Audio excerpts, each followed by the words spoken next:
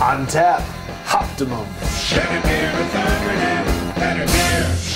Hi, I'm James Knott, and this is your Better Beer Authority. Today we are drinking the ultimate whole cone hop experience, according to the brewery. Hoptimum is a yearly May release from the Sierra Nevada Brewing Company in Chico, California. It clocks in at 10.4% ABV and 100 IBUs. This beer is all about the hops. They use Magnum, Chinook, and Simcoe, and an exclusive new hop variety that is grown for the brewery. They use whole cone hops instead of hop pellets. These hops are not only used in the boil kettle, they dry hop the beer and then quote unquote torpedo the beer, which is a process that was developed by Sierra Nevada. Traditional dry hopping involves soaking the hops in bags in the fermenter, while torpedoing involves pumping the beer from the fermenter through a torpedo-shaped stainless steel vessel to extract more of the hop flavors and aromas. They say that Hoptimum has aromas of grapefruit rind, pine, herb, and tropical fruit. This beer is brewed for hop fanatics. Let's see if the hop lovers on our panel go gaga for it in a blind taste test. Jeff, what kind of aromas are you pulling out of this beer? It's kind of difficult, James.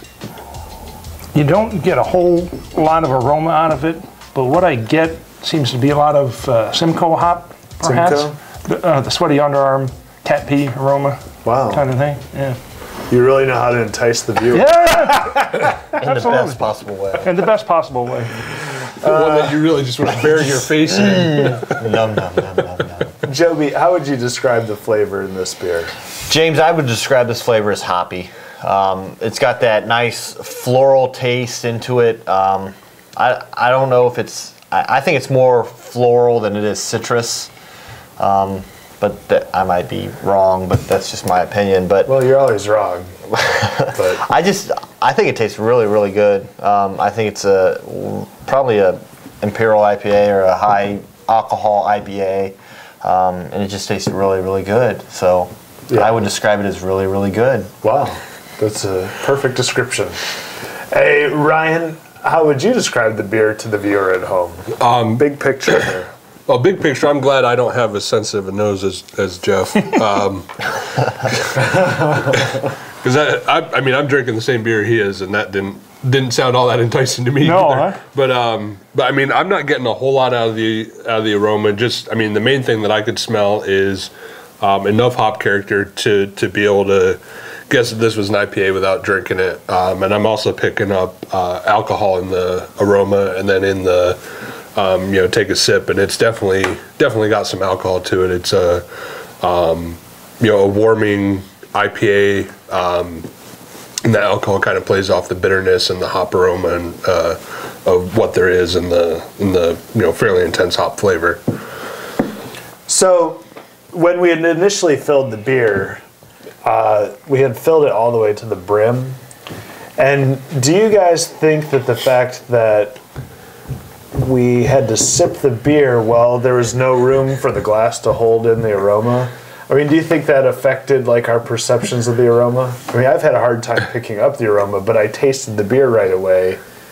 Well, I think the taste kind of can mask some of the aroma because you have that taste and it all goes up in your sinus cavities and kind of affects what you're getting off the aroma a bit, I believe. But even now that it's down here, it's, I think the aroma, you know, it doesn't quite match the flavor. There's not a lot of aroma. Like Ryan said, it's more subdued, but the flavor is, I think, quite different. Yeah. Okay. And more intense. The flavor is very intense. It's probably one of those like really dry hopped beers that, you know, we're supposed to get a lot of aroma out, but it's just not for whatever reason. Okay, Jeff, rating and why? I got to give this one an 8, James. It's really very, very pleasant. I really enjoy this one. It tastes a lot like ones that I've had in the past.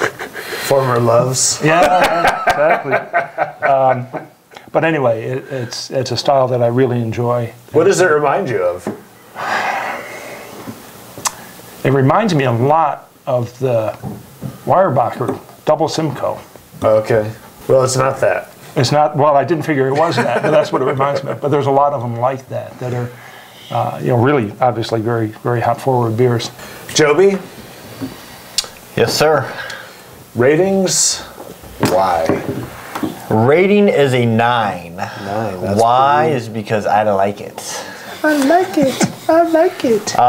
Jeff and I were talking, he kind of alluded to it, and I'm probably going to be totally off base, but, I think this reminds me a lot of 90 Minute IPA, which is probably one of my top IPAs out there. So, anytime that I can smell a beer, drink a beer, and it puts me in that mindset, I'm going to find it favorable. So if it's nowhere close to that, I think this is a great substitute for 90 Minute.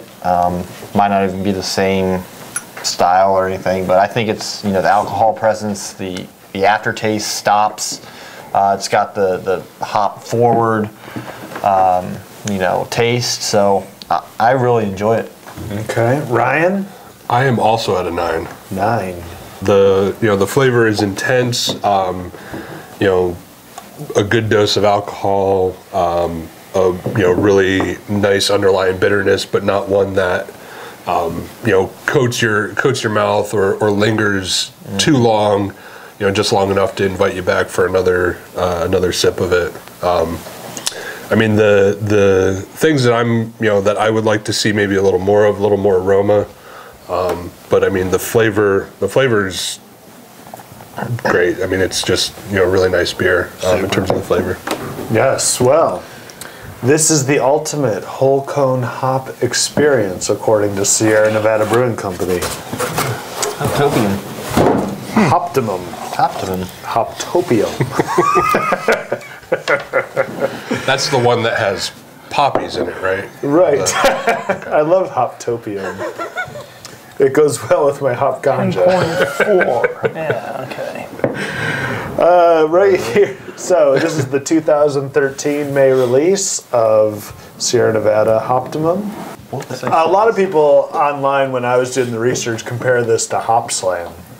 Is this on the same level as Hopslam? I think it is. Hopslam, 90 Minute, I think in my book, in my rating scale, both of those are pretty up there. And I think this, fits right in line with it. For whatever reason, for me, the IPA that's, high alcohol that doesn't linger. It's bitter up front and then it stops. Makes you want to hit you in the rear. No, it doesn't hit you in the rear. Hits you up front and just makes you go back again. Make you keep going. Yeah, I know. So the hop. You like IPAs that finish relatively quick, so you can go back and have another drink. That's right. I like the quick finishers. Well, you got to keep yourself in the company of. Never mind. So Ryan, we don't have a lot of 10s on this show. We don't even have a lot of 9s. You gave this a 9. Mm-hmm. You obviously really like this beer. I do. So have you had it before? I had this beer a week or two ago, and really enjoyed it then. I think the main difference between when I had it then and really enjoyed it and tonight when I really enjoyed it and I didn't draw a connection between the two is just that usually when I'm just drinking a beer at home, I'm not really thinking about it, about right. What aromas am I picking up, what flavors am I picking up, how are they all playing together. I'm just drinking a beer and enjoying a beer. You don't play BBA at home? There's a board version. I tried. There's a home version and an app coming soon. I tried and it got lonely. So. Well, you don't have anyone asking you questions. Right. So, but you enjoyed it. Yeah, but you hadn't. Every really time I've had this beer, thought. I've enjoyed it. So, I wasn't surprised where I thought the 9 was out of line with my previous perception of the beer. Well, it's highly regarded online, and now we have it highly regarded in a blind taste test. Mm-hmm. I think people should go try it. I had a hard time picking up the aromas, but I thought it was intensely bitter, a hop lover's delight. Hoptimum gets an 8.7 on the BBA scale. That's what we think.